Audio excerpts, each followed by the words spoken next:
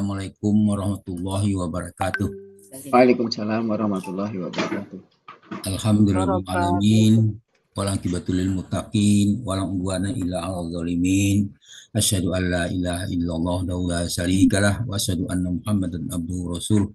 Allahumma shalli wa sallim wa barik ala Muhammad wa ala alihi wa sahbihi wa tahu isan ila yaumiddin wa sallama tasliman katsira. Subhanaka la ilma lana illa ma 'allamtana innaka antal hakim. Alhamdulillah rabbaka lakum tarin. Ya wa'illahu allazina amanu minkum wallazina utul madarajat wallahu bima ta'maluna khabir. Alhamdulillah, para sahabat Al-Quran yang terhimpun al-sani, marilah kita bersyukur kepada Allah atas nikmat iman, nikmat Islam, nikmat ihsan, nikmat kesehatan dan kesempatan, dan nikmat lainnya yang tak terhingga banyaknya. Alhamdulillah, di pagi ini kita diberi kesempatan dan kesehatan sehingga kita dapat hadir di Huzum al-Sani. Kita membahas surah At-Taubah ayat 109. Di bawah bimbingan Buya Rizal, didampingi oleh Ibu Agustina Suradi, dan dibahas bersama Pak Hadril. Kita lanjutkan dengan pembacaan tadabburnya. A'udzu billahi minasyaitonir rajim.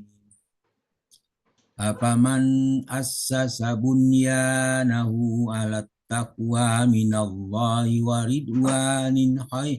ridwanin khairum amman assasa bunyana wala sapahurupin harin fa'annaha bihi fi nari jahannam wallahu la yahdil qaumadz zalimin. Artinya lebih kurang, maka apakah orang yang mendirikan bangunan masjid atas dasar takwa kepada Allah dan keridaannya itu lebih baik, ataukah orang yang mendirikan bangunannya di tepi jurang yang runtuh, lalu bangunan itu roboh bersama-sama dengan dia ke dalam neraka jahanam? Allah tidak memberi petunjuk kepada orang-orang yang zalim. At-Taubah ayat 109. Kemudian ayat ini dimulai dengan apaman assasa bunyanahu ala taqwa minallahi wa ridwani khairu. Maka apakah orang yang mendirikan bangunan masjid atas dasar takwa kepada Allah dan keridhaannya itu lebih baik? Di situ mulai dengan kata tanya, apaman, apakah orang yang. Allah mengajarkan kita berpikir bukan sekadar memberi informasi. Jadi saya termasuk golongan yang mana? Termasuk yang mana? Ussasa, assasa, mendirikan, meletakkan pondasi. Hidup ini dimulai dari pondasi, bukan penampilan. Setiap amal harus memiliki pondasi yang benar. Bunyanahu, bangunannya. Bangunan itu melambangkan iman, amal, dan seluruh perbuatan seseorang. Jadi dalam bentuk abstrak maupun dalam bentuk fisik, itu bangunan yang dimaksudkan di situ. Ala itu atas dasar. Setiap amal pasti memiliki landasan. Yang penting bukan tingginya bangun, tapi apa yang menjadi alasnya. Takwa. Takwa adalah pondasi kokoh, tidak akan runtuh. Pondasi itu adalah ikhlas, taat, dan takut kepada Allah. Minallahi, daripada Allah atau dari Allah. Takwa yang sejati berasal dari bimbingan Allah, bukan tradisi. Waridwanin, yaitu keridaannya. Tujuan amal adalah mencari keridaan Allah, bukan pujian manusia. Maka apaman assasa bunyanahu ala taqwa minallahi waridwanin khair.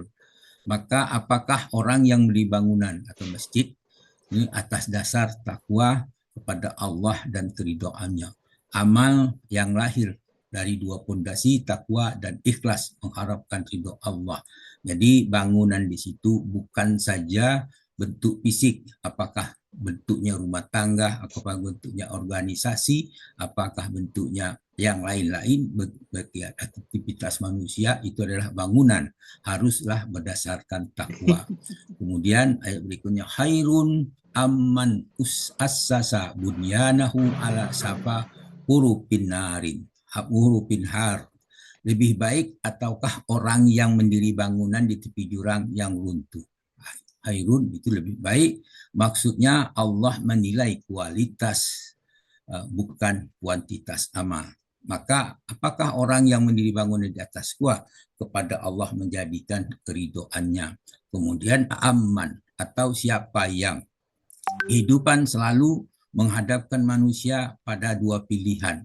Oleh karena itu jangan menyamakan yang benar dengan yang batil. Usasa, mendirikan atau meletakkan. Setiap amal harus punya fondasi yang benar. Bangunan melambangkan seluruh kehidupan dan amal seseorang ala atas dasar, maksudnya fondasi amal. Sapa, itu arti tepi, berada di tepi jurang berarti tidak memiliki pijakan yang aman, yang menggambar keadaan sangat berbahaya. Hurupin, jurang yang tergerus, jurang yang tererosi. Jadi kalau di pinggir sungai, sungainya banjir datang banjir, sungainya bagian sungai masuk ke dalam sungai, kena banjir. Hati yang kosong dari iman tampak kokoh, padahal rapuh di dalamnya. Fondasi yang rapuh adalah iman dan niat yang lemah. Harin, hampir runtuh. Kemaksiatan sering terlihat kuat, padahal menuju kehancuran. Keruntuhan sering dimulai dari sesuatu yang tampak kuat, padahal telah lapuk di dalam. Ungkapan khairun amman assasa bunyanahu ala safa hurupin harin. Lebih baik ataukah orang yang dibangunan di tepi jurang yang runtuh. Maksudnya kesuksesan lahir tidak berarti di atas niat, akidah dan prinsip yang rapuh. Kemudian fa'annahara bihi pinari jahannam. Lalu bangunan itu roboh bersama dia ke dalam neraka jahanam. Pannahara, lalu runtuh. Keruntuhan akibat fondasi yang salah bisa datang tiba-tiba. Amal yang tidak ikhlas dapat runtuh seketika, bihi, dengannya atau bersamanya. Amal yang rusak menyeret pelakunya. Pelakunya ikut menanggung akibat dari fondasi yang salah. Pinari jahannam, ke dalam neraka jahannam. Akhir dari amal tanpa iman, keikhlasan adalah kerugian yang besar. Akhir fondasi yang batil adalah penyesalan azab dan azab. Kemudian ayat panahari bihi pinari jahannam, lalu bangunan itu roboh bersama-sama dengan dia ke dalam neraka. Fondasi yang salah bukanlah hanya meruntuhkan amal, tetapi juga menyeret pelakunya dalam kebinasaan. Wallahu la yahdil qaumaz zalimin. Allah tidak memberi petunjuk kepada orang yang zalim. Wallahu, Allah adalah sebagai penilai paling akhir, paling adil, dan berada di tangan Allah penilaian yang adil itu. La yahdi, tidak memberi petunjuk, artinya hidayah itu merupakan kurnia Allah. Janganlah sia-siakan kepada orang yang terus memilih kezaliman. Hidayah tidak diberikan kepada kaum yang zalim, kaum muzalimun, kaum yang zalim. Ya, karena kezaliman terbesar adalah meletakkan ibadah dan kehidupan di atas fondasi yang tidak selain daripada ketakwaan.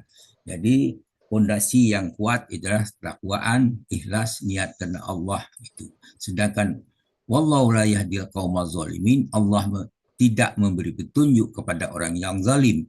Artinya kezaliman terhadap diri sendiri dengan menolak kebenaran atau amal tanpa keikhlasan akan menjadi penghalang datangnya hidayah. Ayat ini mengajarkan agar kita tidak hanya sibuk membangun bangunan amal yang terlebih dahulu, tapi memastikan fondasinya adalah iman, takwa, dan keikhlasan. Bangunan yang megah tanpa fondasi yang benar pada akhirnya akan runtuh. Demikian tadabbur surah At-Taubah ayat 109. Mudah-mudahan memberikan manfaat bagi kita semua. Namun demikian apa yang disampaikan mungkin ada kekeliruan, mohon dimaafkan karena atas keterbatasan ada pada kami. Demikian, terima kasih. Billahi sabil haq. Wassalamualaikum warahmatullahi wabarakatuh. Waalaikumsalam warahmatullahi wabarakatuh.